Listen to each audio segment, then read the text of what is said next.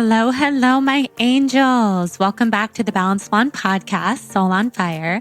I'm your host, Jordan Younger, and today we are doing a solo episode all about my recent plant medicine journey with grandmother Ayahuasca. And if this is your first time hearing about Ayahuasca, then I highly recommend going back and listening to my 4 other Ayahuasca plant medicine episodes that I started doing in 2019. And I believe this is the first time in 2020, the very end of 2020, that I'm talking about this beautiful plant medicine in a solo episode kind of way. So this is not going to be an introduction to ayahuasca because I've recorded a few of those. We will link them below in the show notes so that you can listen if you want to. But I wanted this episode to be an immediate deep dive into everything I've learned this time around. If you guys have been listening for a long time and following along on Instagram, then you know I have been uncovering some deep truths about myself and my heart and my soul and my purpose here on this earth and my healing. And I'm pretty much elevating to what I like to call Jordan 5.0 because it's fun. I started off, I would say, as Jordan 1.0 for sure when I started this podcast in 2016, started my blog in 2013. And then my whole healing journey with Lyme was very much like trying to see the light at the end of the tunnel, trying to reach Jordan 2.0, who I knew was coming, who was full of so much wisdom, who was this ancient medicine woman connected to myself, to my heart, to my being through all lifetimes, through all realms, connected to my ancestors, was healing, was no longer sick from Lyme, and could just express herself so beautifully and so vividly and so alive and awake and really connected with like the up-leveling humans that she, aka me, myself, was meant to have in her path. Oh my gosh, now I'm just confused because I'm like half talking in the third person. So that was Jordan 2.0. That was like all of 2017 to 2019. And then this year has just been this like abundantly deep awakening to the point where all my perceptions of self, of life, of my heart and soul, of my connection to everything on earth and everyone, and to what I'm meant to do here, what my soul's purpose is, what life means, what death means, rebirth, creating, writing, all of that. That has been such a huge shift. And it's been like this entire year, I have had to sit there and face my demons. I think we all have. That's kind of what we all have in common about 2020, at least if we've been using this time to go deep and to meet ourselves, to meet our souls, to feel everything. And that has been this escalation of moving from Jordan 2.0 to 3.0, 4.0. And now it's kind of a joke because 5.0 is obviously a huge leap, but somebody brought it up to me on Instagram. I think you're Jordan 5.0 now. Let's not even talk about 3.0. And I just loved that. So calling it Jordan 5.0, it's all just names for what it really is this deep soul awakening and this meeting of my heart. So I'm really excited to share this recent plant medicine journey with you guys because there's nothing like a deep ayahuasca grandmother plant medicine journey to really connect me to the deepest, most true part of my heart and my soul. And I'm going to try to find words that are beyond heart and soul and spirit, because I feel like I'm just going to say those words millions of times if I don't start using alternatives. So we'll find a lot of different things to say in this episode. But yes, so to back it up just a little, because this is a solo, so I'm just talking right to you guys. I signed up for my 3rd ayahuasca ceremony this year. It was supposed to be in August of this year. I was going with Jonathan, my husband. This was his 2nd time having a ceremony like this. And The ceremony in August got postponed because of the fires and because of everything happening in the world with COVID and beyond. And it got rescheduled for November, for the end of November. And I was so disappointed when it was rescheduled in August because I knew it had to happen. I totally understood why.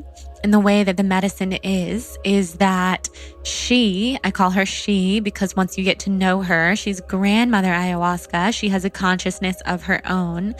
She will only come to you when the time is right, when you're ready, when it's needed, when it's time, when the time is perfect. So the fact that this journey got rescheduled within like 5 days of it supposed to be happening was really disappointing, but I was also in full trust, full surrender to the medicine, to the universe, and to what I knew was meant to be happening.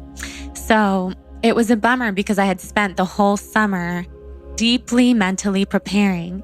And since I have had many experiences now with this plant mother consciousness, I knew what was being asked of me, and I knew that I was being called back to have another ayahuasca ceremony for many reasons.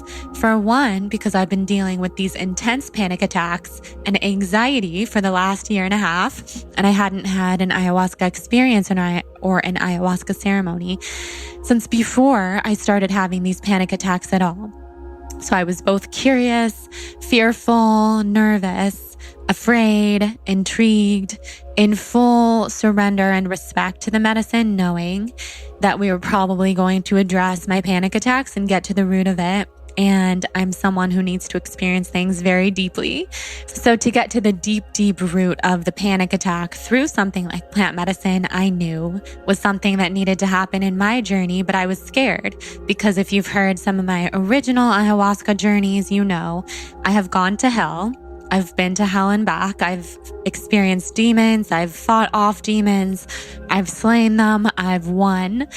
I have gotten stuck in a loop where I've been gone for centuries, where my soul was traveling through lifetimes, where I was experiencing trauma in other lifetimes, where I left my body, had an exorcism, and screamed maniacally for over an hour human time, many centuries soul time. I've also experienced some of the lightest, most light-filled, angelic, heavenly, rainbow-filled realms. So I've kind of seen it all. Maybe that's because I'm a reflector. Maybe it's because I'm very open.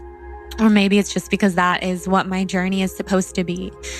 So I spent pretty much the entire summer, but also the whole year, preparing myself for what might happen if I had a panic attack on the medicine. And I felt really ready to face it. And then it got postponed for many months. And I was disappointed, but I was also like, okay, at least I can just drink coffee all week and just hang out and just not have to mentally prepare for something so tough, because you do cut out caffeine and other things before doing a ceremony. Another reason why I knew Jonathan and myself were meant to have this ayahuasca experience now and not in the future.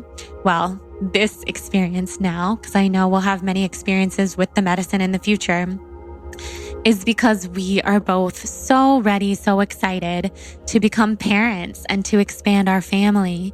And we are not actively trying. I'm not pregnant, but I know and really, really very much look forward to that time coming soon. And I know that as a soul, as a human, before I become a mother, there's so much for me to explore still. And ayahuasca, again, with my husband, was one of the things on that list.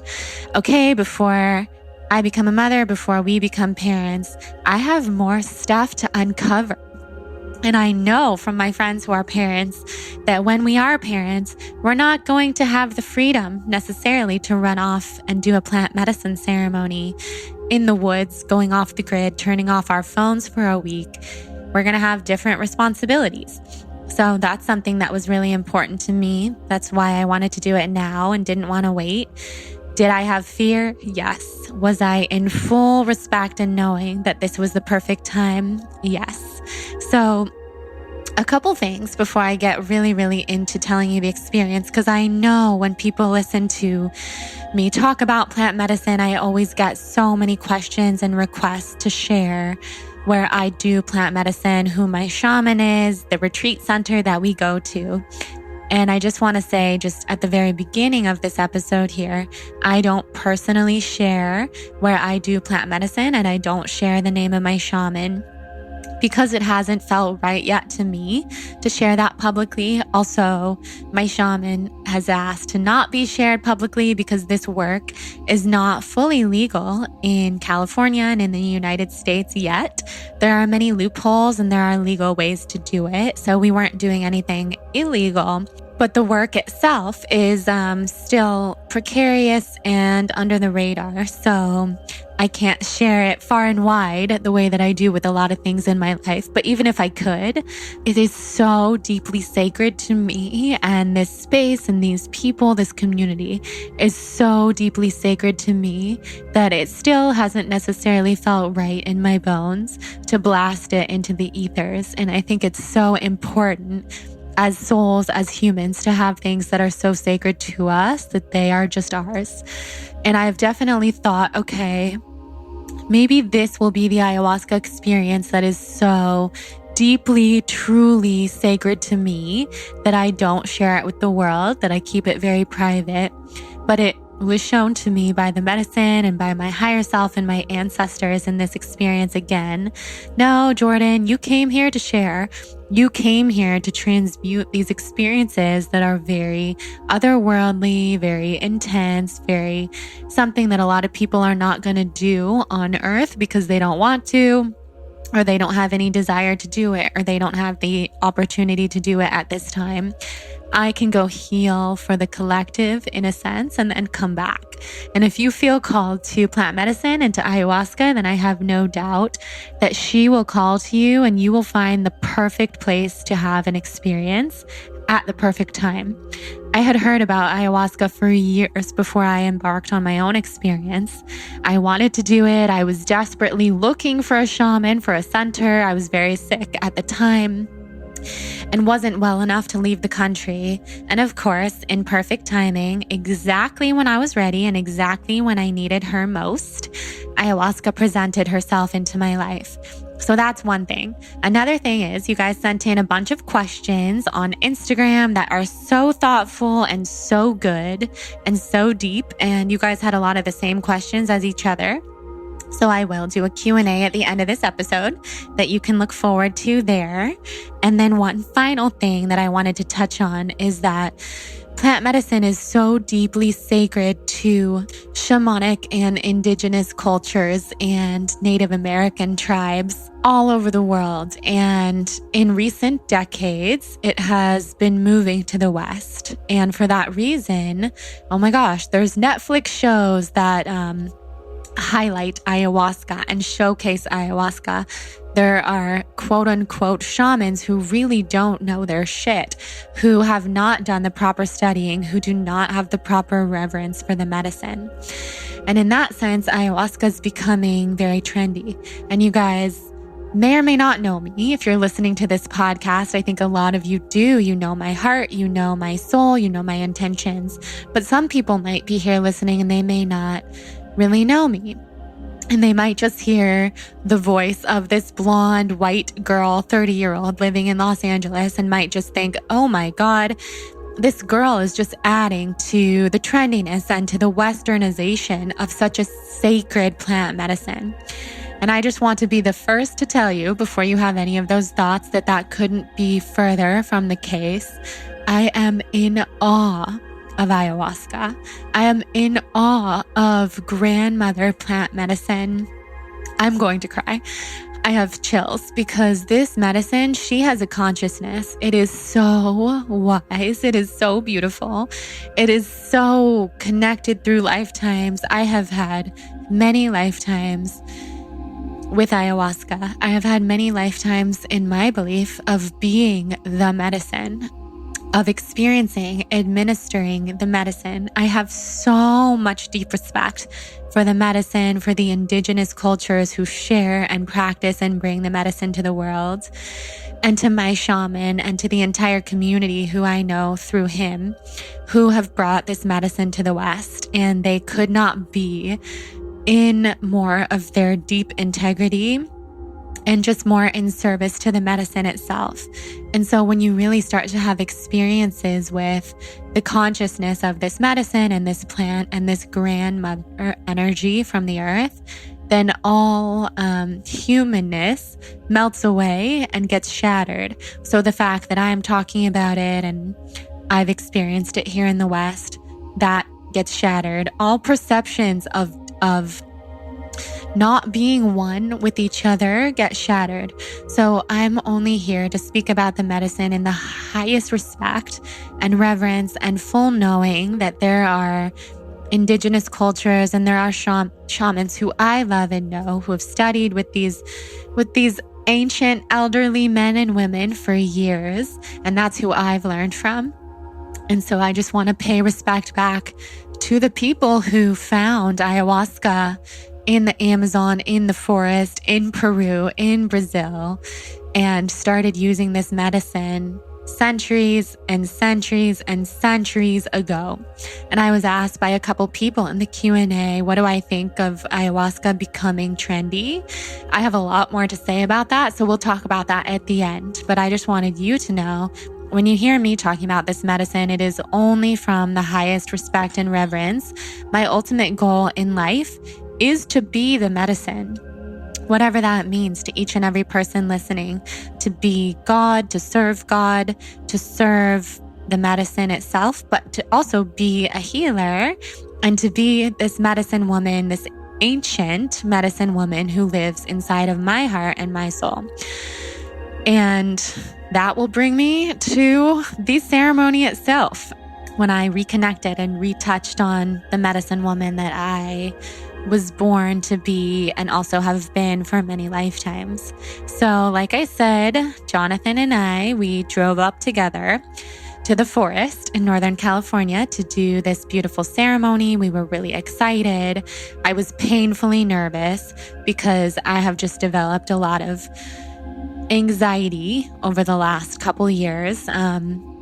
In general, I had one really terrifying near-death experience about 1.5 years ago that I shared on the podcast, if anyone hasn't heard it yet, and then I didn't podcast for like 4 months after that. Biggest break I've ever taken, which was when the near-death experience is when I accidentally mixed pain medication with THC and I almost died. And then my mind went to an ayahuasca land. And ever since then, I have had panic attacks all the time.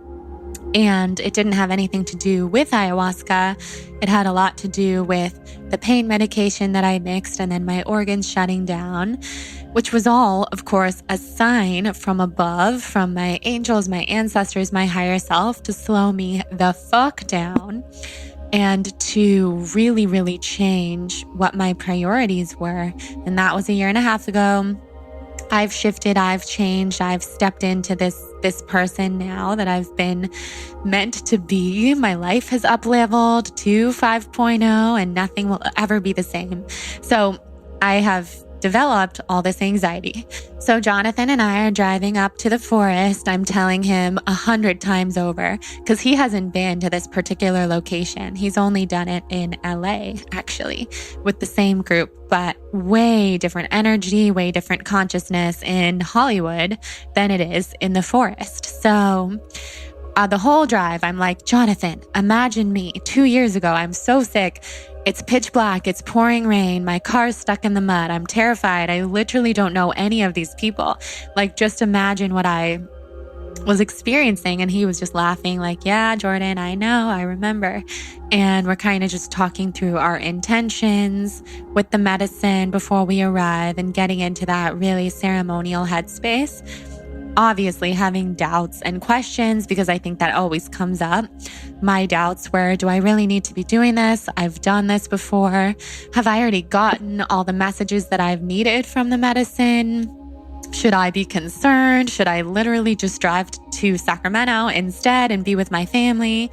On and on. The monkey mind will convince us of many things, but we ended up arriving there. And of course, the second we got there, it was like the most beautiful breath of fresh air. We were so excited to see our shaman and the community that we've grown to know and love over the years. So excited. We were filled with, our hearts were just dancing. And when we first got there, we had these little interview conversations with some of the facilitators, some of the people who have trained deeply with the shamans in the forest. And I shared with one of them what my intentions were. And immediately he said to me, yes, your anxiety is coming from your psychic abilities. You're deeply empathic. You soak in everyone's emotions around you. And I'm like, yeah, no kidding. Like, you definitely see me and speak my truth. So he shared with me a couple things that I could do during the ceremony, and also to set intentions before the ceremony started, to say to the medicine, please be gentle with me, please be clear, and please be light. So may you be gentle, may you be clear, may you be light. That was my mantra. And my intention was, I would really like to get to the bottom of why I have panic attacks, but I don't want to have a panic attack on the medicine. And my other intentions were to go into the dreamy, creative land that exists in my mind for the book that I'm writing, and to talk to my ancestors, my grandmothers, my teacher, my beautiful teacher, Miss LeMay, who was my middle school English teacher, who stuck with me forever, and is a huge reason why I started my blog and why I write and why I have the confidence in what I do now, because of her. And she passed away 3 years ago, and it was just a really big intention of mine to connect with her on the medicine, and also to connect with my future kids, and to connect with the Pleiadian aliens, with the fifth dimension, and just have a really lovely, light, beautiful, light-filled, angelic experience. So I held those intentions so clearly. The ceremony started a couple hours when it got dark outside. Usually the ceremony will start around like 8 p.m. because ayahuasca really works in the nighttime. She works with the spirit of the shadows, of the moon, of the stars. And to really go deep like that, it's very supportive to our bodies and spirits and minds to do that at night, at least for the first couple ceremonies. Because on Sunday, we ended up doing a daytime ceremony, which was beautiful. So Friday night, I'll try to keep this short and sweet, was so absolutely magnificent in the sense that I'm laying there. I'm still asking myself, should I be here? What's going on? Do I need to be here? Is this good? Is this bad? And I'm just repeating over and over to myself, may you be gentle, may you be kind, may you be light. And I'm calling on my own ancestors, begging them to be there with me, to wrap me in their love, to keep me safe, to keep me from seeing some of the scary, dark things that I've seen, and to keep me somewhat in control, even though, of course, the main thing you want to do with the medicine is surrender. But I was kind of building my trust back up with the medicine. I feel like the medicine was building her trust back up with me. So I was calling on my ancestors. I could see this beautiful thread and line of energy connecting me to my grandmothers, to my grandfathers, to my higher self, to my future children who are up there with my grandparents, to the Pleiadians. And I could see how much love and how many angels were surrounding me. And that was really special. And I truly thought to myself, if I just lay here in this ceremony and I get to meditate on that for the entire time, the entire 8 or 9 hours, while there's beautiful shamanic music being played, which is like a true concert. It's such a gift and such a blessing to be with people who have such beautiful voices and playing all these instruments and playing these native songs to awaken the ayahuasca within us. I truly thought, if I just get to be in this meditation all night, connecting to my ancestors, I will be on top of the world, but I also want to go deeper. But if this was it, then my God, this is enough. This is amazing. So I had my first serving, and then a couple hours later, I was offered a second serving, which we all were. And with ayahuasca, it's very much up to you, the shaman and the plant, so the three of you, how much of the medicine you're going to take. So at the end of the day, it's your call. Do you want to have a deep experience, a light experience? Are you ready for more? Are you not? The medicine will always tell the shaman how much you really need, because the medicine knows what you need. And then the shaman can kind of use their discretion as well. So came around, had the second serving, and I was very much like, I've learned a lot about myself. I'm just going to have a very small second serving. My first serving was kind of big in my opinion, but it hadn't hit me yet. It can take a while for the medicine to enter into your body and for the journey to begin. So I had a small second serving. And then kind of right when I had that second serving is when the first serving hit me. But it hit me in the most beautiful way. Oh my gosh, you guys, it was fabulous the way that the medicine entered my consciousness. I was laying there and beginning to think, I wonder if I'm even going to feel anything, because I was also really tired. I'd been struggling with like this just extreme fatigue. And when we got there, I was so tired. I felt like I might even sleep through this ceremony and just like soak in the consciousness of the medicine while I sleep. So right as I was questioning all that, the medicine came into my mind, and she comes and she presents herself usually to me in colors, in shapes, and in this like just this deep knowing in your heart. So it's like very visual, but very, you can also physically feel it, the medicine when she comes in. So she came in like through the side of my eyes, honestly, this gold, beautiful shapes, colors showed herself to me and spoke to me in words saying, you asked for gentle. So here we are.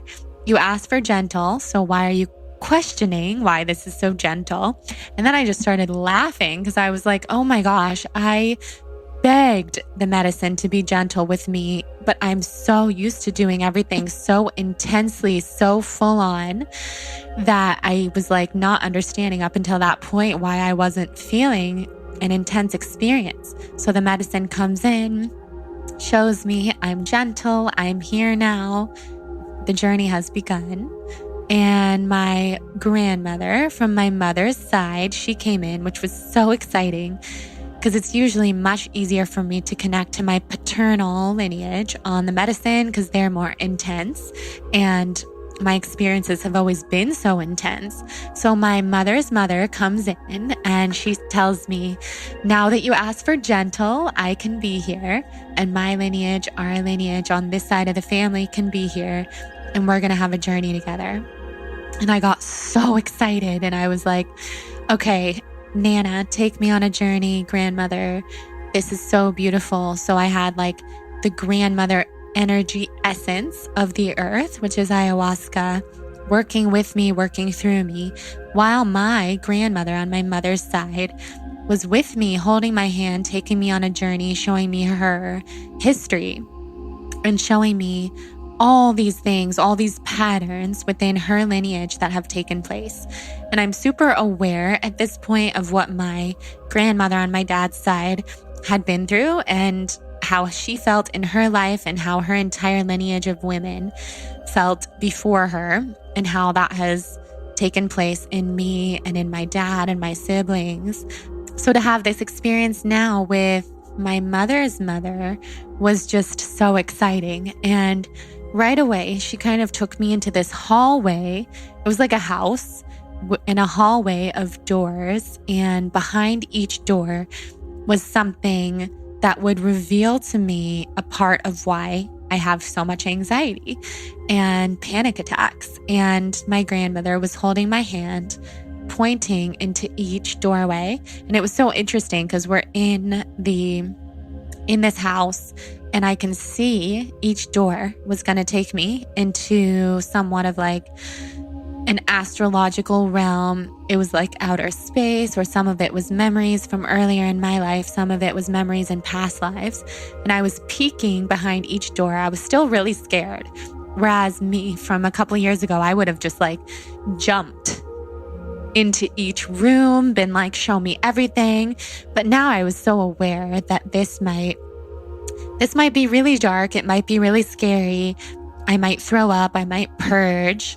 Do I want a scary experience right now? No, that was not my intention. So I kind of peeked behind every door. I saw some memories from this lifetime and from past lifetimes that made a lot of sense to me as to why I feel the way I do. And my grandmother helped me heal those things. And then she and Ayahuasca grandmother both said to me, I don't want this to be too much for you right now, so let's take this slow. Let's go on some walks outside. So I would stand up, go outside, look up at the stars, which were like pure neon, and the trees were showing me how to breathe. And then I kept going into my grandmother's consciousness, and she was showing me how my mom is her, like carries forth all the things that she carried forth in her life. And then therefore I am that as well. And I'm really the first woman in that lineage to have the opportunity to pursue my passions and my dreams and to really bring those to life. And she showed me very much so how she was a very spiritual woman and had a lot of passions in her life, but she was so selfless for her family because she knew no other way than to be a selfless wife and a selfless mother, a selfless sister and friend and daughter, but specifically mother and wife. And then she showed me very much how my mom, Jane, who we all know and love here, also does. And my mom, she's truly the most selfless woman on the face of the planet. She lives for me and my dad, lives and breathes, and for her grandchildren and for her stepchildren, who are my siblings, my half-siblings, who are my dad's kids. And she really, truly puts all of us first. She thinks about us. She worries about us. She does stuff for us. She runs and organizes my dad's life and mine. So even if she was super aware of all of her own passions, I don't even know if she would have time to pursue them because we keep her very busy.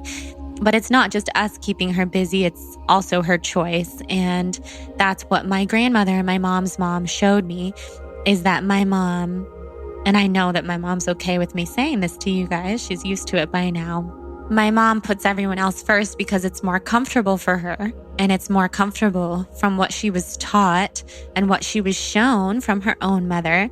And then literally the ancestral DNA that lives inside of my mom is a lot more comfortable putting other people first. So of course she does it. That's what she was taught. It's what her DNA shows her is right. This is how you be a good mother. This is how you be a good wife. This is how it's done in life. And it's so funny because both on my mom's side and on my dad's side, it's so clear how much to me that I came to be the pattern breaker for all of this. And I definitely carry a lot of that in me. The selflessness, I put my friends first, my family first. I definitely put myself last in many ways, which is why I got very sick with Lyme. But I've also had this other side to me where I have just completely on my own accord pursued my own passions for as long as I can remember. I always had huge dreams. I was never planning to compromise them for anyone. And I love hard, and I've definitely been very selfless for a long time with a lot of relationships in my life, both relationships that are still in my life and ones that are not. And as I've grown into Jordan 2.0 onward, I have learned that, wow, okay, not everybody is worth my energy, and not everything is worth my energy. The most important thing I can do is pour energy into myself and then to my immediate circle, and that's about it. Otherwise, boundaries are important. That's something I've been stepping into. So I've been learning this kind of selfishness on a very spiritual level, and also on the level of pursuing my passions and carrying them forth into the world for a long time. So my grandmother showed me how she lives in me in that way, but also how I've been the pattern breaker. And she really urged me to share that with my mom, because part of this plant medicine work is not just healing ourselves. It's very much healing ourselves so that we can heal the generations before us and the generations after us. And they say that when you come to be a pattern breaker and you truly heal, you can heal 7 generations back and 7 generations forward. So I know my kids, my grandkids, my great-grandkids, they are coming in with a lot of this work already figured out for them, and their souls are helping me figure it out in the soul realm right now, in the spirit realm. And I'm so eager. I've been so eager to heal my mom, to heal my dad, to heal my siblings, to heal everyone. But that's also a really big pressure to take on. So what I've learned lately from a lot of really wise women in my life is that you can heal people without getting them involved. You can say a prayer to the universe. You can have closure on your own accord without involving the other person. So you can involve them if it feels right, but it doesn't necessarily matter if they want to be involved or not. You can still get what you need and heal them on an energetic level, which essentially heals your heart as well. So the medicine of ayahuasca had been working through me for weeks before I went into my ceremony weekend. It had been showing up in my life in every single way. It was so clear to me. It was aligning me with certain people in my life. I think you guys know, if you listened to last week's episode with Jenna, that I was getting to spend like 24 hours at a time with Jenna every single day. She's someone who sees my soul. She's a mirror to me. She's a sister to me. She's like one of my best friends. She sees me. We were doing healing work and past life work together for weeks, and so much stuff was coming up where I knew the consciousness of the medicine was working through me and Jenna, introducing me to past lives. We were going into vortexes, each other's energy fields, my gifts, my psychic gifts, seeing people's faces shapeshift, rooms straight up melting away.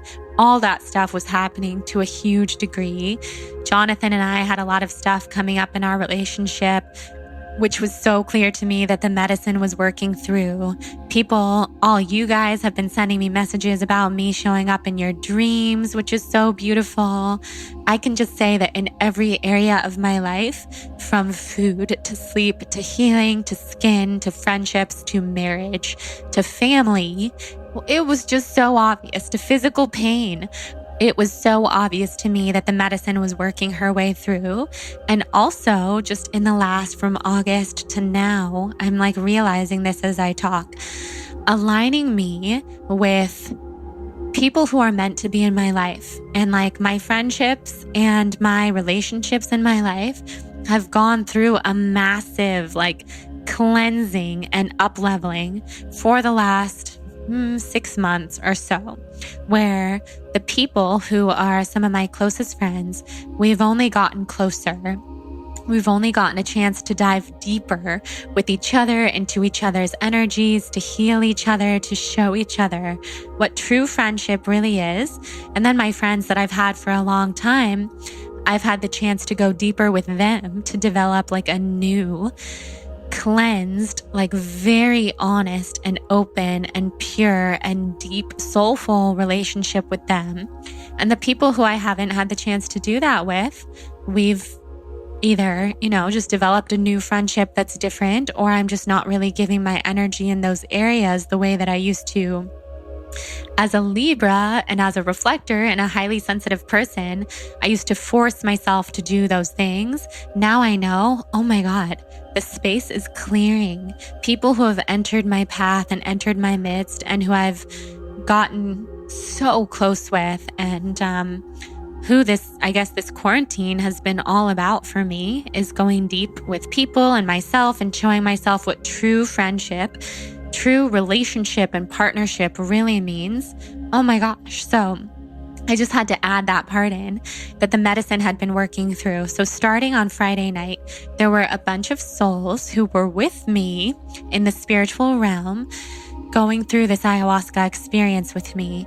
And I will name a few of them because you guys know them and I really don't think they would mind me sharing. Obviously, my mom, Jenna, Kenzie, my best friend, Jillian, Catherine Oxenberg, who was on the podcast recently, and India, her daughter, and a few other people. And no, none of these people were doing ayahuasca. They were there with me in my consciousness. I was seeing them. I was feeling them. We were going through this shamanic journey together. And so I know that my body and my spirit was truly like offering up to heal for the collective, because many of these women, they felt my energy all weekend. They purged, they slept, they rested, they felt everything. And they were with me. And when things got hard and dark on my journey on the next night, on Saturday night, they were there with me, helping me, showing me there's nothing to be scared of. Kenzie was the moon. Jenna was grandmother, like everything. They were there reminding me, remember all of your goals, remember all of your intentions. And to have these like super pure, super beautiful friendships in my life is such a gift. And I was like whispering to Jonathan the whole time. Oh, because by the way, I was next to Jonathan. I was whispering to him the whole time, Jenna's with me, Jillian's with me, Kenzie's here, Catherine's here, my grandma's here now. And he was loving every bit of it. And so in an ayahuasca ceremony, there's a big circle of people. There's men on one side, usually women on the other side, because there's the masculine energy on one side, the feminine energy on the other. And I decided, I just knew in my heart, I need to be next to my husband this time for whatever reason. So I placed myself on the men's side so I could be next to him. And it ended up being this beautiful journey where I was between him and this lovely man, Zach, who had the best energy, and he was very healing to me. I think my presence was equally healing to him. And it was just so perfect because, like I was saying, during a ceremony, all otherness melts away and we all become one. So even though the masculine energy is often a lot more intense than the feminine energy, we were all very much one, and we were giving each other what we all needed by being there and being together. So Jonathan and I had like a very perfect journey in the sense that we got a lot of individual time for ourselves where we both dove so deep. And then we also got to take care of each other. So that will bring me to Saturday. I can't wait to tell you about Saturday night. Before we do, I would like to take a second to introduce our sponsor for today's episode, Function of Beauty. So I'm so obsessed with Function of Beauty right now. They are a customizable hair care brand that is vegan, cruelty-free, sustainable, and they never use sulfates or parabens or anything harmful, no chemicals. And you can also choose, because it's completely customizable, how sustainable and how absolutely natural you want it to be. So of course, I chose the most natural because my body is super sensitive, but I also have really long hair past my waist at this point. So I need a conditioner that really works. And this conditioner really, really works. So what makes Function of Beauty so special is that it is formulated specifically for you. So no matter your hair type, they create shampoo, conditioner, and treatments to fit your unique needs. And they can go very unique as they have so many different possible ingredient combinations. They have 54 trillion possibilities. So you'll go on their website, you take a quick but thorough quiz to tell them a little bit about your hair and your preferences, and then they will determine the right blend of ingredients and then bottle your custom formula to order. And then they deliver it to you. You get to pick what it's called. So it's like super cute branding, super cute aesthetic. Mine is called the Soul on Fire formula. And then they send you little stickers. You get to pick the color that it is. So I picked these pretty color seafoam and lavender pastels. And it's literally next level. Mine smells like eucalyptus. You can pick your smell, your scent. So what are you waiting for? Go to functionofbeauty.com/blonde to take your 4-part hair profile quiz and save 20% off on your first order. That is functionofbeauty.com/blonde for 20% off and to let them know that you heard about it from our show. That is functionofbeauty.com/blonde. Enjoy. Tag me on Instagram when you try it. And now I'll tell you about Saturday night.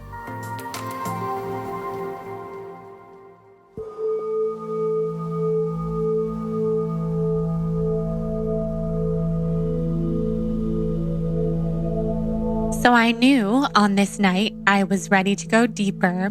Again, the trust had officially been regained between myself and the medicine and the experience, and my human self could finally take a deep breath and know, okay, I'm here for a reason. I'm in full trust of the beauty that is going to unfold, and I don't want to half-ass this. I do not want to leave without fully surrendering into the experience. I don't want to leave the weekend without facing my anxiety and without getting some really clear, really deep downloads about everything that I came here to connect with. So I told Jonathan all day long as we did breath work with the group, we did Kundalini, we hiked. I kept telling him, I'm going to go so much deeper tonight. I'm ready. And he was just like, his deep soul was just laughing at my human soul, being like, I know, this is what we came here for. Always knew you were going to go deep. So what's interesting about ayahuasca that I think you guys might know that I've covered in my previous ayahuasca episodes is that the medicine compounds upon itself each day. So as you take 1 or 2 or 3 servings on Friday night, that stays in your system for about 72 hours. And so when you have 1 or 2 or 3 servings on Saturday, you can then consider that like anywhere from 4 to 6 servings, all working its magic, working its medicinal properties in your body. And so Saturday night, the second night of a ceremony, is definitely the deepest night for most people. As the first night is the taste, the introduction, shows you what you might see, what you might experience. The medicine always kind of, at least for me, introduces me to a theme of what the entire ceremony weekend might be like. So I was introduced to the theme of my maternal lineage, of walking into the house behind the doors, the anxiety, the gentleness that I had asked for, which I was so grateful that the medicine listened to my intention and gave me what I wanted, because she doesn't always give you what you want, but she will always give you what you need. So Saturday night comes around. I knew I was ready to go deep. I had my journal, I had my crystals, I had Jonathan next to me. Now the group is starting to feel really comfortable together, starting to feel more like family, which is how it feels at any ceremony of this kind. You come in as strangers, you start to get to know each other, you start to see each other's energies and auras, and then usually by the second night, there's just so much more trust all around. And so we go into it. I go up for my first serving. It's kind of a lot, yet again, decided by the medicine, decided by the shaman, and somewhat decided by myself and my higher self, my soul. And I was just like, okay, I knew that all it would take for me would be that first serving for me to go to a very deep place. So I had to go within and ask myself as I took that first serving, are you ready for this? Yes, you are. I spent the whole day preparing, knowing that I wanted to get what I truly came there for, what I truly came there to uncover. So take my first serving, go back and lay down in my spot.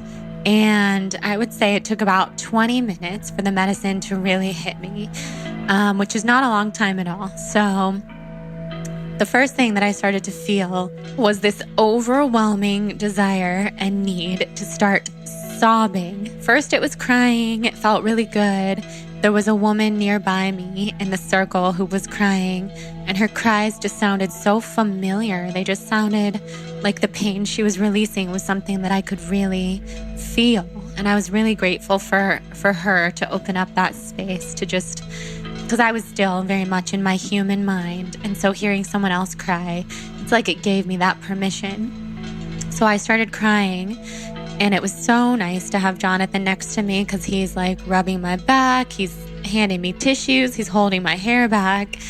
And one of the shamans, one of the facilitators came up and put their hands on me and did a little bit of Reiki healing on me.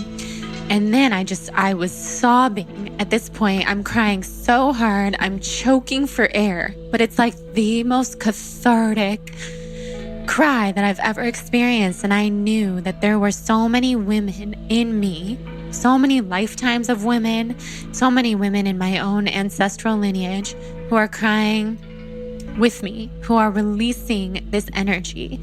And it was so beautiful, and it was so apparent to me what was going on. So I'm hysterically crying. I'm like choking on my sobs. Now the medicine is really in me. So I'm seeing everything really differently. I'm seeing Jonathan's soul on his face.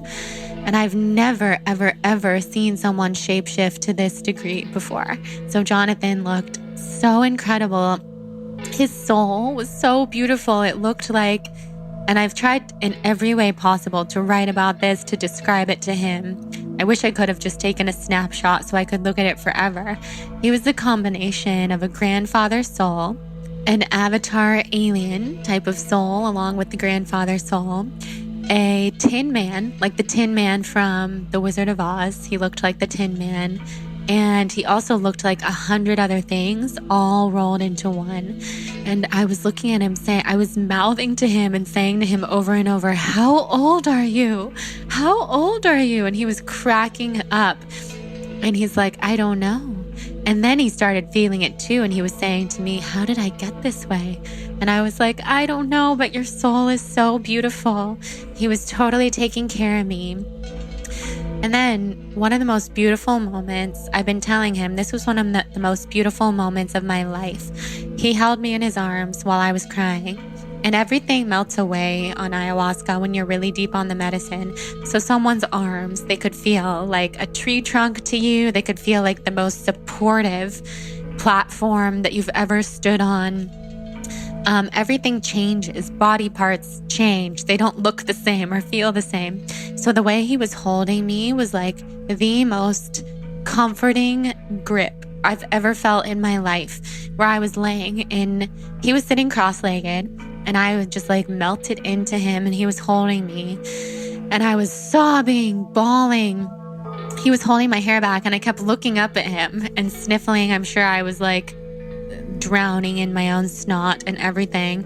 And he was just telling me, "You're so beautiful, and what are you crying for?" And I was like, "Jonathan, I'm so old. I'm so old. Why am I so old?" And that kind of became the narrative for me that night, as I really got to zoom out on my life in a bird's eye view and recognize how much physical pain really truly exists in my body, which is one of the most intense, painful things I've ever experienced. And I'm trying to get better about owning the pain that I've been in over the last many years. As I'm super optimistic, I always turn things on kind of an optimistic note. And I've realized through some of the people in my life helping me get to a deeper level of self that I just haven't shared enough, like deeply owned how painful it's been to be this sick for so long. Although I'm healing, I was pretty much on my deathbed for so many different years, and it was truly awful, truly one of the hardest things I've ever experienced in my life, the hardest thing. So I was zooming out on a bird's eye view of the absolute physical pain wreaking havoc on my body for all these years. I was feeling it on the medicine. There was like a snake from the medicine moving through my body, moving through my veins. And I ran outside because I started to get that feeling, that very feeling that I know so well at this point when you're deep on a psychedelic medicine and you start to feel out of control because you just realize the entire world as you know it, your perception of everything is melting away. It could be scary, it could be beautiful, but you just never know. So I started to feel that way. So I ran outside. Actually, Jonathan said, "Do you want to go outside?" I went outside with him. I was hysterically sobbing about how how old I am, and nobody understands how old I am. And Jonathan's just telling me, yes, you're so old. You're so old. We know you're like the oldest person here. It must be so hard. And it just felt so good. I can't even tell you guys how good it felt to be seen on such a deep level by my husband and by the other people who came out to check on me, to validate what I know to be true. I'm just this ancient medicine woman, and my grandmother lives inside of me. All of my great-great-great-grandmothers live inside of me, not to mention my own lifetimes. And I've had all these lifetimes as these shamanic medicine women. I have had lifetimes of being executed because of my own psychic gifts. And think about like the Salem witch trials. I feel like I was there.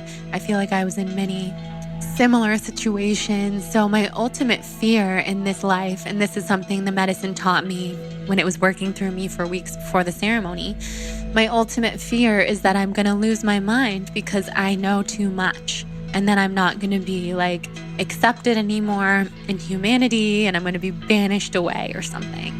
And even though that's not really a legitimate fear in this life as Jordan, the Jordan that you all know, it's woven into my DNA. And I was crying for that. I was releasing all of that. Meanwhile, I was having this whole simultaneous journey, because time just does not exist on the medicine. Simultaneous, very deeper journey with my grandmother, as she's showing me all the pain from her lineage, and that ancestral DNA is stored in my stomach, my uterus, and my womb. So kind of like in my root chakra and sacral chakra, and how many issues I've had there over the years with stomach sensitivities, with my uterine fibroid, with this major inflammation in that area that I've never really been able to figure out on a physical level. She was showing me on an energetic level everything that was, and everything that I needed to do to address that. And all this is happening simultaneously. Then I stayed outside by myself and ended up running back and forth because I could feel, okay, this medicine is entering me really, really, really strong, is igniting something in me. I can either get scared, go to hell, as I've done, like in my mind, or I can just shake it off. I have so much energy in me that needs to be shaken off and shaken out.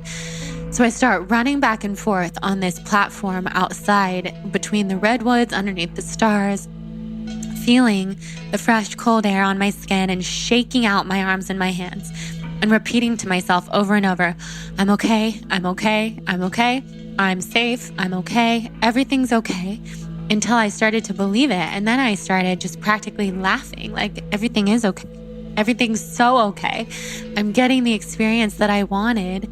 It was gentle, it's been beautiful, now it's deep. This is everything that I wanted. So I want to harness this magical, magnetic, otherworldly, awakening energy where I can see things, where I can see everything, where I can connect with all realms. This is what I always dream about and want in my everyday life, always. I'm going to harness this energy now and become the medicine, which was my intention. So after shaking it all out in my body, I saw this figure walking down from this kind of like mountain. And I was thinking, is this a real person? Is this my mind deep in a hallucinogenic state? But it was a real person, and it was the shaman. And he had gone on a walk, I think, by himself. And then as he was coming back, I ran over to him and I said to him, oh my gosh, I've just been so scared. And he said, when? And I said, before. And he said, so not anymore? And I said, no, I guess not, actually. And then we both just started laughing, and he hugged me, and I realized this is going to be a beautiful journey. There's nothing to be afraid of. I was scared. I calmed myself down. And he's a seer. He can see everything. So if I was like going into a terrified place, he would have known and he would have helped me. But instead, we kind of laughed together and we're like, wait, I was scared before, but I'm not scared anymore. And I'm sure you guys all can gather at this point, that's kind of a metaphor for my life. I was scared for a handful of minutes there on ayahuasca, but I was scared in my life. I was living in fear. I was living in pain and sickness and illness. I'm not scared anymore. I'm awake. Ugh, I have chills all over my body. And now the beauty gets to unfold and I get to live in this magical space that I've just been begging and dying and ready for so long. So that was beautiful. I went back inside, returned to my space, and just completely went on an otherworldly journey where I explored everything in my life, like all the friendships and relationships in my life, created new boundaries with every single person on an energetic field. I did cord cutting meditations. I literally could visually see the exact type of distance I need between myself and every person in my life. So for the people who really fill my soul, who I could spend endless amounts of time with, who are like my mirrors and my soul family, the distance between us was very short, and the little connector between us was like a thin white piece of thread. And then people who I am not vibing with so much, who I need more space from or who I need more boundaries with, the medicine was helping me develop like a thicker rope between us. And then people who are just really not meant to be in my path anymore, who really don't serve a purpose in my life, and maybe I don't serve a purpose in theirs, we cut ties, did like this deep cord cutting with scissors, like all on the energetic plane, but I could see it and it was so beautiful, and that was melting away. And that I did for probably what felt like hours. And then I was having all these realizations, listening to the music, watching all the facilitators helping everyone who needed help, holding space for people who were purging. I kept feeling like I was purging, but all I kept doing was spitting, which was my way of purging. I was also shaking my hands a lot. Jonathan was very deep on the medicine at this point, to the point where he couldn't even turn a page in his own journal. I was turning the page for him. He couldn't take his jacket off or anything. He was really deep.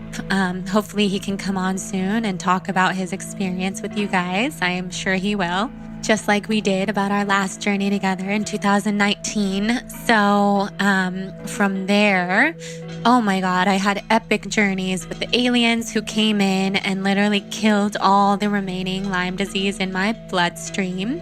They looked like these tiny little Yodas, and they came in with these laser gun type of things, and they just killed Lyme. Like, I was watching thousands of these miniature little aliens running through my body, killing all the Lyme, coming out of my body, dancing, showing off for me, showing me how good they are and what a good consciousness they come from, and what a healing place which we're always tapping into. And the beauty of all this is truly, even though just I was seeing this for the first time, I know without a shadow of a doubt, all of this consciousness of healing lives inside of us at all times.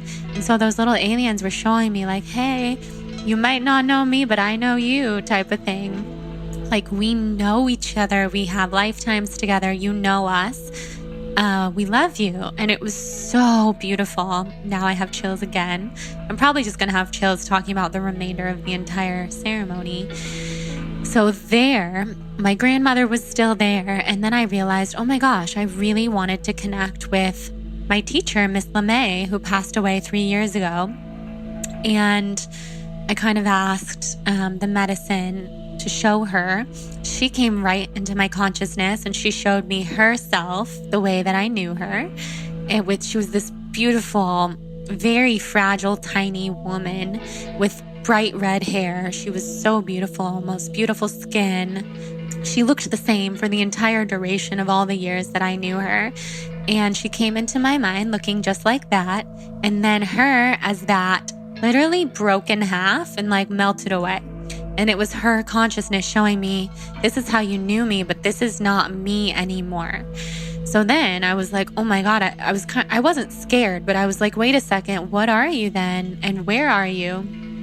And then, this is so beautiful, you guys. Ayahuasca, the shapes, the colors, everything that I know ayahuasca to be, started dancing and showing off again and showing me, this is what I am.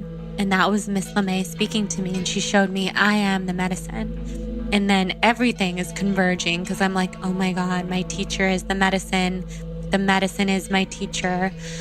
all of this is a metaphor for life, yet also our entire life is just a metaphor for life. Our entire life is like a video game simulation. You guys know I feel this. So that was deeply powerful. I was like, oh my gosh, Miss LeMay, tell me everything. We went on a journey together. She was speaking to me so I could hear her voice that I know and love, and all the students that she always, that know her, that she taught at Country Day for all those years, probably more than 35 years. We all will never forget her voice and the characters, and she would read the literature greats to us. And she told me, Jordan, write the book. And I was like, I know, but I have so many questions. And is it memoir? Is it fiction? And she was like, you know what it is. It's fiction. Like, do I even have to tell you? All the ideas are in your head. I've been planting them there. I've been helping you. And why do you think you're even here? Doing ayahuasca. Like, I'm ayahuasca, and so are you. I'm the medicine. After I passed away, you ended up being called to come here. Now you're here. Let's do this together. And we went on this beautiful journey where she showed me, I have it all in me. The book will heal me. All the ideas are already there. It's very otherworldly and magical, as you can imagine, but it's also literally a symbol for my actual life and for my healing. And I've been told for so long now that writing this book will heal me, will be the thing that heals me. And now I can finally understand that on such a deep, beautiful level. So her and I, for hours, we journeyed. Like I said, time doesn't exist. I didn't even take the second serving because I knew if I did take another serving, I would probably just get sucked under to the experience in like too deep of a way. And I was already in the perfectly deep spot. So I then didn't take the second serving, continued on this journey with Miss LeMay, with my grandmother, thinking about my body, my womb space. I kept running outside to get air, and nature was such a huge part of this night for me. And then I returned to my intention to speak to the fifth dimensional consciousness Pleiadians. And so the entire ceiling melted away. I was in outer space. I was with the aliens. They were healing me. They were helping me. I just felt this immense, immeasurable love. The love was permeating through my bones, through every single thing that I was doing and that I was feeling. And it was so magical. I had just the most deep love for my mom and my dad that I could ever have felt in my entire beingness. I wrote a letter to my mom. I wrote a letter to Jonathan because I never wanted to forget what I saw in his soul that night. And how when he was holding me, it was just one of the most beautiful things that's ever happened in our life. And when I wrote to him about it, I wrote, while I was still on the medicine, next to our wedding, this is like the best moment of my entire life. I just felt so connected to him and to my soul and to our future children who I was talking to, and to the never-ending thread of women who live inside of me. It's like we're all one big tapestry coming together. And then I took this third serving so that I could kind of stay in that beautiful headspace. It was wonderful. Everybody was having a much deeper experience that night. My experience was so perfectly deep. I kept spitting. I never purged, but I was spitting into my bucket, which was like my own purge. And so many deep truths were revealed to me just about my own power. And we honestly have it. We have the power in us to be, to experience, to heal, to bring all of our gifts to the world in every way. And so this experience for me, it was so deep and eye-opening, yet so gentle, which is exactly what I had asked for, which is just so beautiful. And beyond all of my plant medicine experiences, I know this is the one that I've walked away from in the most completely different way, because I'm ready for it. I'm ready to be different, and it is so exciting, and I'm ready to approach the world and my gifts in a new way. And I could go on. If I did, I'd be talking for 10 hours, because that ceremony was 8 hours long. For me, it was many lifetimes and centuries long. I also had an intention with the medicine to show me, where am I supposed to live? Where is my body going to be? the most at ease and feel the best. And the medicine showed me that. So you guys will see whenever that comes to fruition, but it's really exciting. And I just felt deep, powerful love for every individual in my life, every human in my life. My husband is my soulmate, my perfect, we are two souls, one body. He's the masculine, I'm the feminine. It is everything. And we've been together through all lifetimes. I saw it, and it's like I was reconnected to my inner medicine woman. I don't look the same. I literally look like a different person. There's an old, beautiful woman that lives in my face now, and you can see her when you look at me, as well as the alien entities, all the good ones. So that was Saturday night. Sunday, we had another ceremony. It was a daytime ceremony, so I really got to commune with nature, be in the sun, talk to my future children, see them moving across the sky as a kaleidoscope. And they told me when they're coming, how they're coming, who they are. I just literally know them so well already. They are the most perfect, most beautiful souls. I love them so much. And we got to spend the whole day there in that ceremony, just enjoying the music, having a lighter experience, journaling, writing, all my ideas coming to fruition, and just loving my husband. I love him so much, which we'll talk about more when he comes on. But to go through this experience together is just the both of us are forever changed. He just has such pure intentions. He's such a pure soul. And I know we saw that in each other. So purity is a word now. Purity is what I look for in all humans, and we all have it.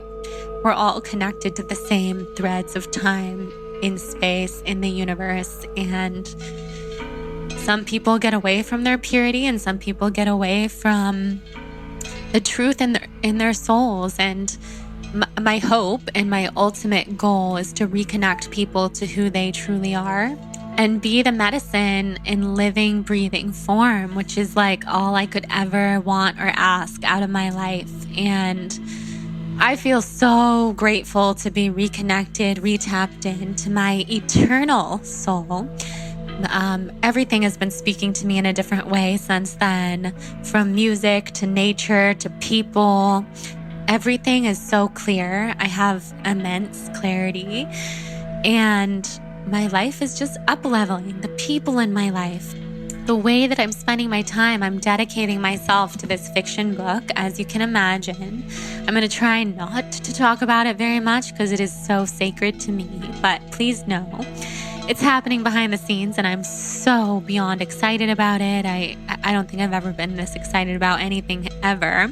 And I just feel really called to pursue this slow pace of life, everything the medicine taught me about slowing down, and how literally assaulting and violating it can even be to open an email that is mean-worded or just intense, and it's not on the same wavelength or vibration as where my soul lives. And oh my gosh, I'm kind of at a loss for words now. I was going to tell you guys, it is so hard to record something like this because I'm just trying to transcribe and transmute to you something that is almost unexplainable in words. And this is my second time trying to tell this story on recording. The first time, it just didn't do it justice at all. This time, I feel like I was able to get out of my way and the consciousness of the medicine could come through and share. So that feels really good. And the medicine's been working through me ever since. And when Jonathan and I got in the car, got out of the forest, finally turned our phones back on, we called my parents, found out that both of my parents had COVID. So we weren't able to drive to Sacramento as planned. We went to Carmel, just the two of us, for Thanksgiving. And then came back here to LA unexpectedly. My parents are okay, but this just threw us for a whole loop. And we've had an emotional few weeks as the medicine never stops working through until she's through. And it's kind of a lifetime journey. And I really feel like when you start working with the consciousness of this type of medicine, she lives in you forever. So I've had experiences with ayahuasca a year after her being in my system. which can be awakened by other plant medicines or by memories and dreams. And she always comes to me in my dreams.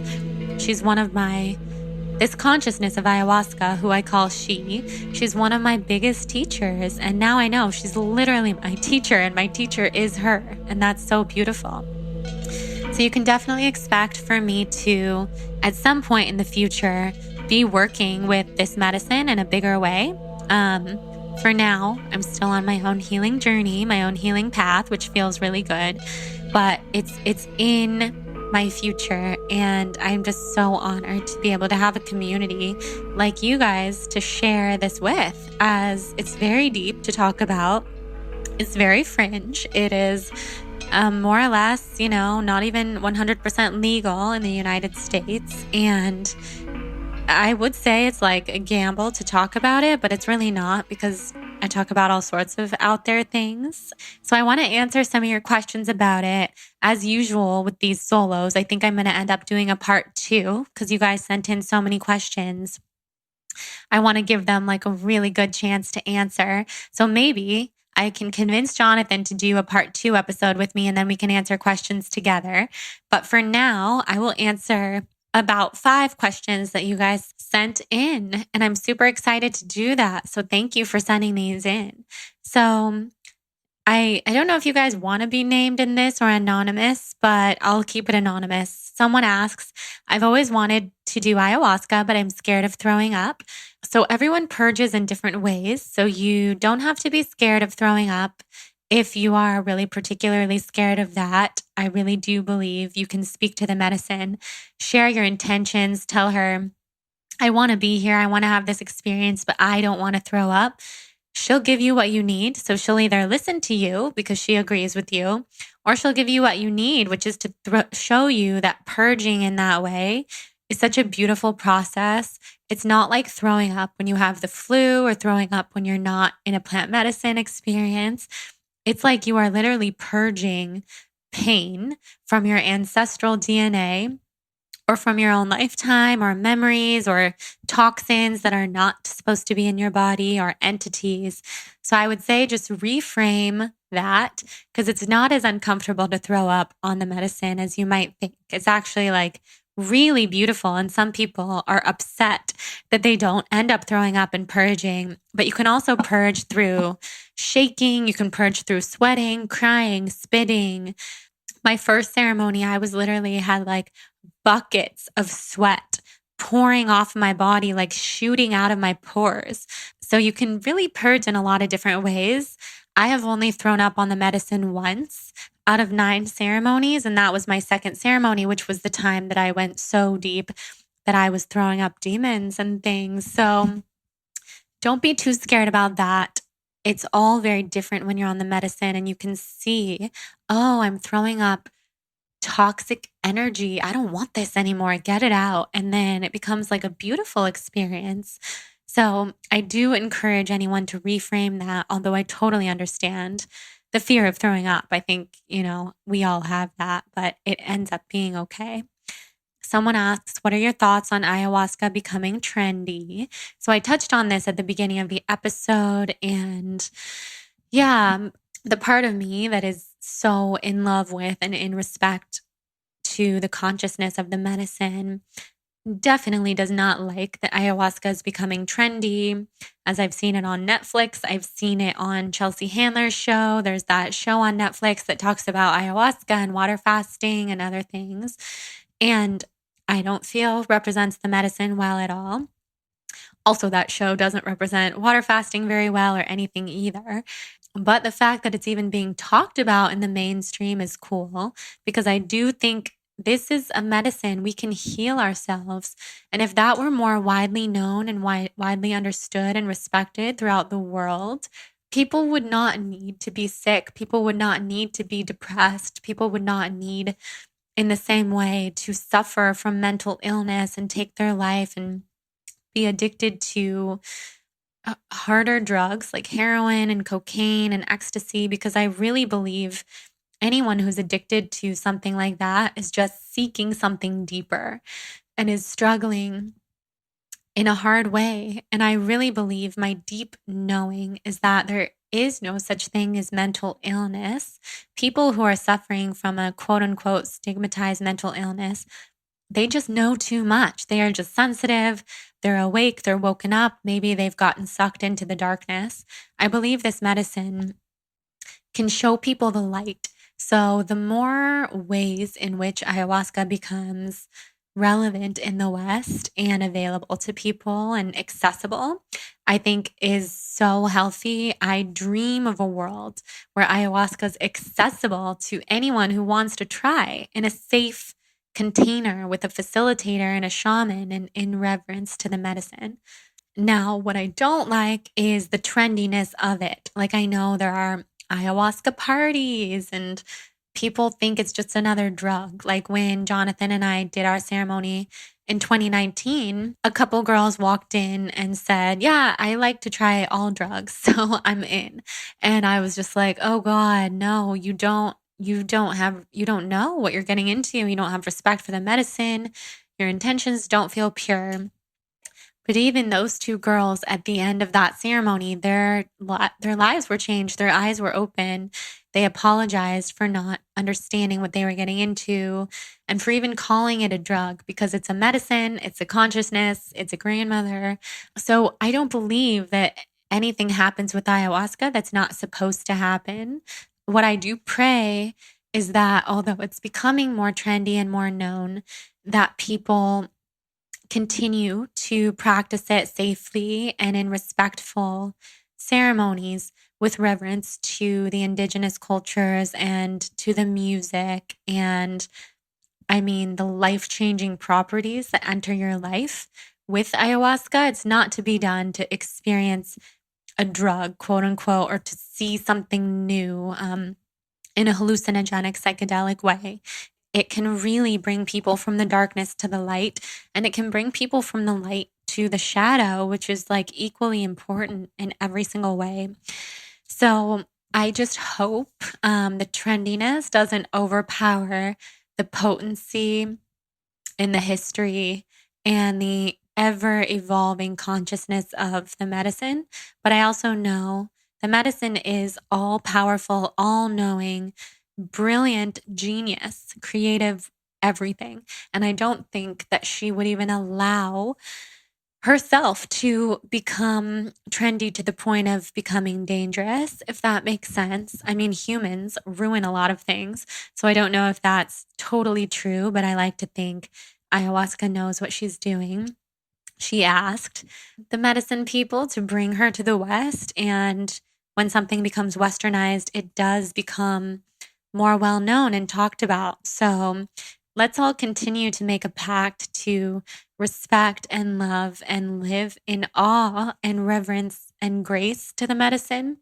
And know that this is not the type of experience to force on anyone or suggest to anyone, because people find it and she finds the people that need to do it.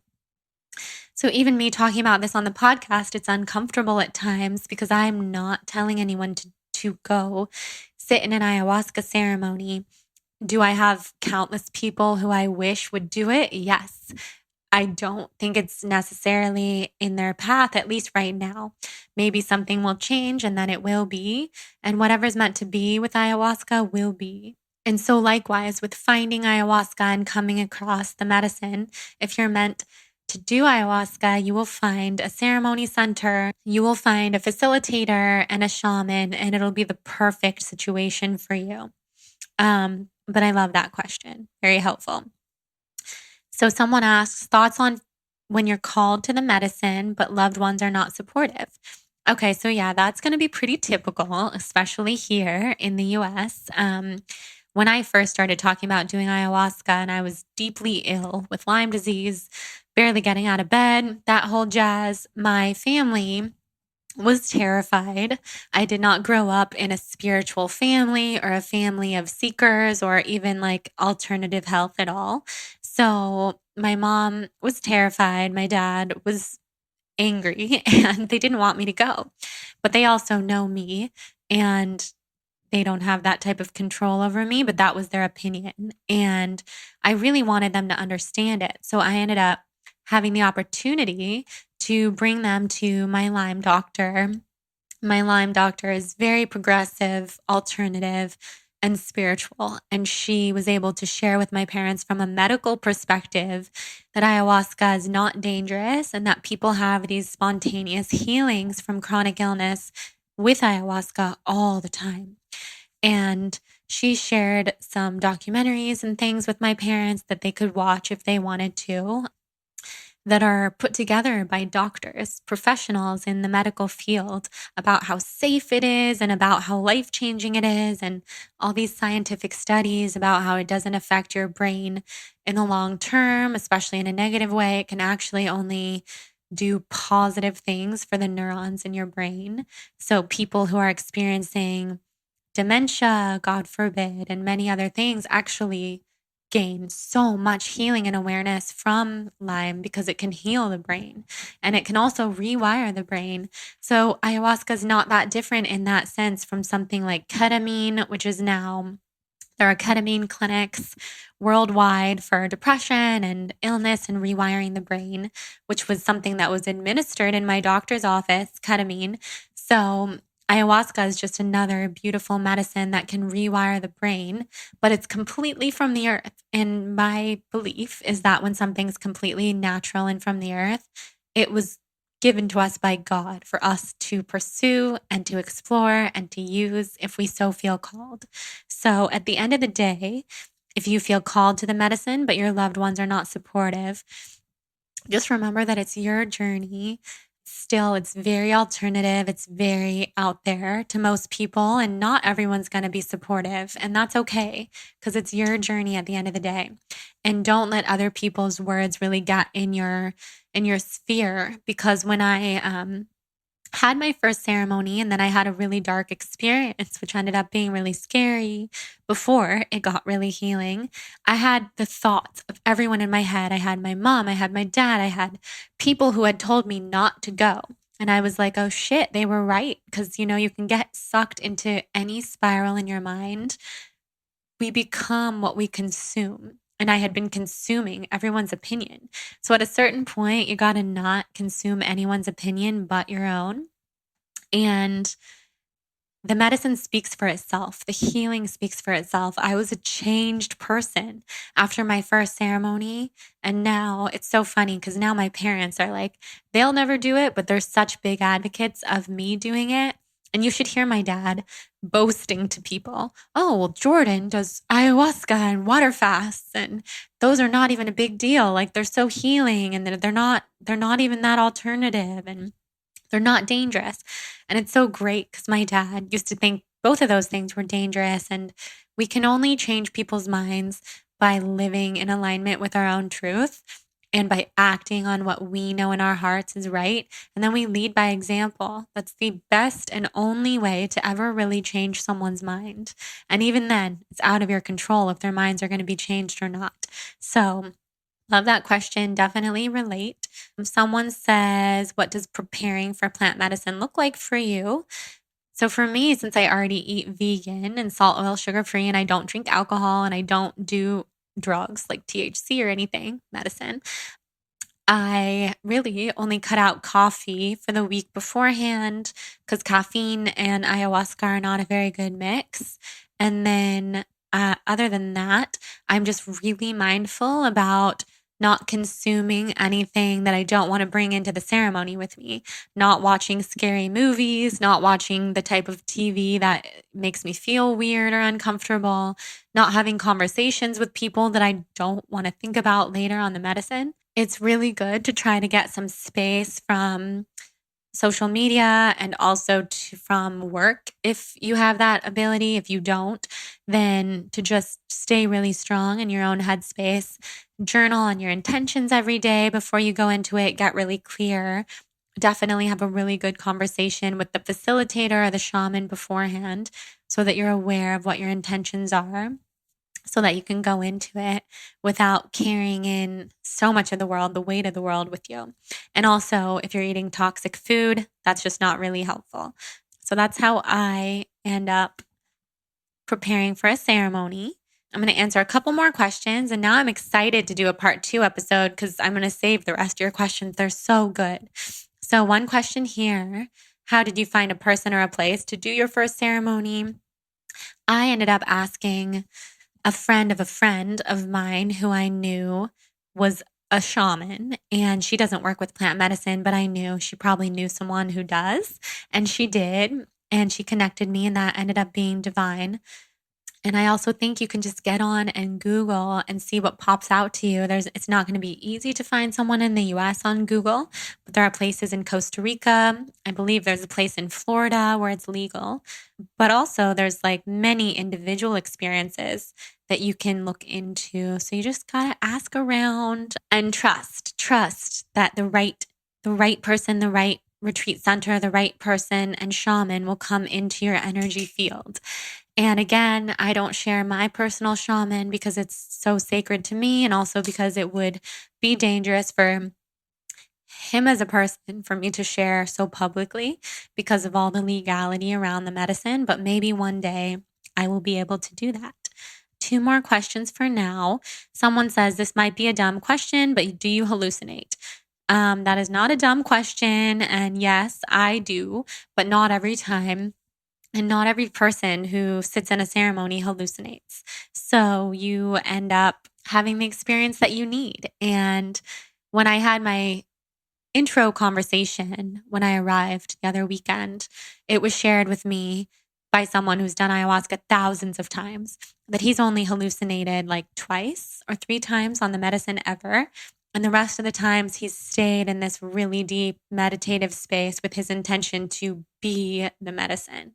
And so I try to hold on to that in every way. And if you don't want to hallucinate, there's definitely ways to speak to the shaman and the facilitators about that so that you can take the appropriate amount for you. For example, you wouldn't want to take too much because that's when hallucination starts to happen. But again, the medicine will give you what you need. And if that is going to be enlightening to you, it'll be beautiful and not scary. Final question for now. How do you avoid appropriating indigenous culture and wisdom while doing a plant medicine ceremony?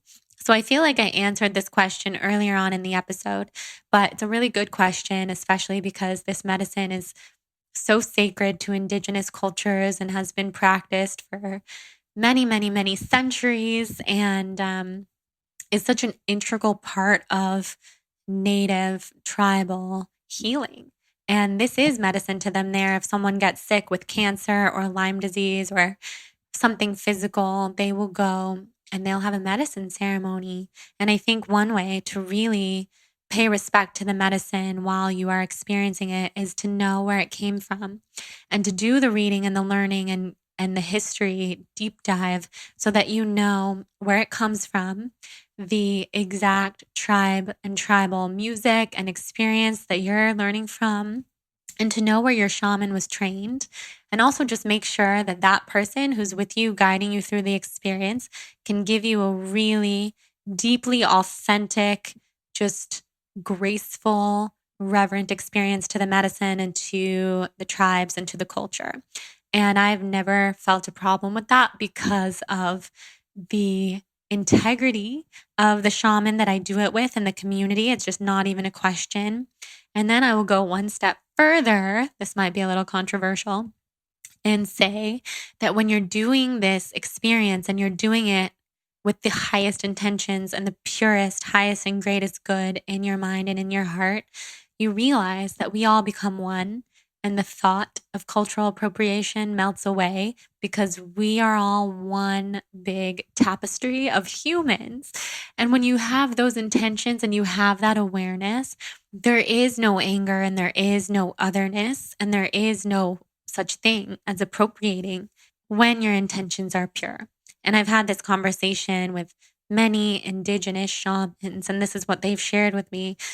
They smile and they say, anyone who knows, knows. And that's just the truth. When you've been there, you know. And again, like I never would be or want to be someone who just starts spewing out facts about ayahuasca in a trendy kind of way.